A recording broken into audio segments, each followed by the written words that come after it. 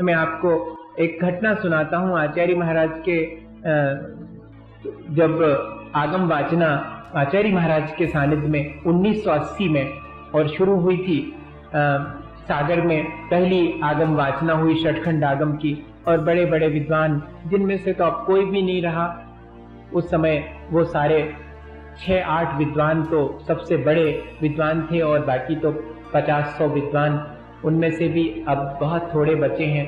वो जो बड़े विद्वान थे वो तो नहीं रहे।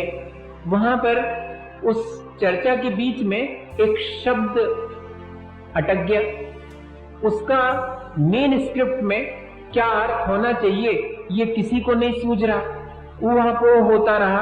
आचार्य महाराज भी चुपचाप सुन रहे हैं, सारे विद्वान अपने अपने ओपिनियन दे रहे हैं कि इसका अर्थ ये होना चाहिए, वो कह रहे हैं इसका अर्थ यहाँ तो ये होना चाहिए। अब कुछ समझ में नहीं आ रहा, कुछ क्लियर नहीं हो रहा। वहीं पर बैठे हुए थे जिनेन्द्र वर्णी, सब परिचित होंगे जिनेन्द्र वर्णी से। 3 वर्णी प्रसिद्ध हुए अपने यहाँ पर, गणेश प्रसाद वर्णी, जिनके मैं उदाहरण आपको उनकी सरलता के सुनाया करता हूँ, बड़े वर्णी जी कहलाते थे। फिर मनोहर लाल वर्णी, और फिर तीसरे नंबर पर ये जैनेन्द्र वर्णी।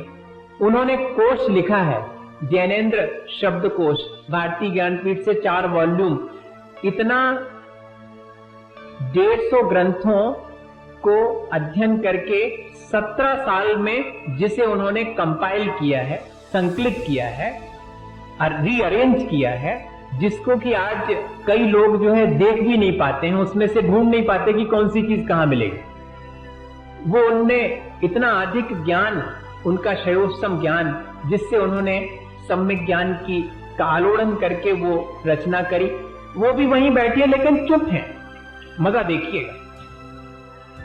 अब अचानक आचार्य जी का ध्यान चला गया, तो आचार्य जी ने धीरे से कहा कि वर्णी जी, आपने तो कोश लिखा है, आपको तो इस शब्द का अर्थ किस ग्रंथ में कौन सा है ये सब मालूम होगा।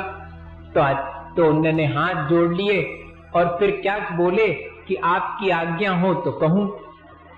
तो आचार्य जी ने कहा हाँ, बहुत बहुत, आप बोलिएगा। तो उन्होंने उसका अर्थ जो अलग अलग ग्रंथों में था वो सहर्ष बता दिया। जब वो अर्थ बताया तो सब समाधान हो गया। तो उसमें से जो एक पंडित जी थे वो एकदम बोले, अब जब आपको मालूम था तो हम लोग आधे घंटे से परेशान हो रहे थे, पहले क्यों नहीं बता दिया आपने। तो क्या बोले, इतने बड़े विद्वान और इतने बड़े आचार्य महाराज के सम्मुख में क्या उस पर बिना कहे और अपने बीच में ज्ञान को बताऊं। ये है ज्ञान के विनय। नहीं तो अधजल गगरी छलकत जात, 4 बातें पता नहीं लगी और चर्चा कहीं चल रही तो बीच में शांत नहीं रह सकते। हमें मालूम, हम बताएं ये चीज ऐसी।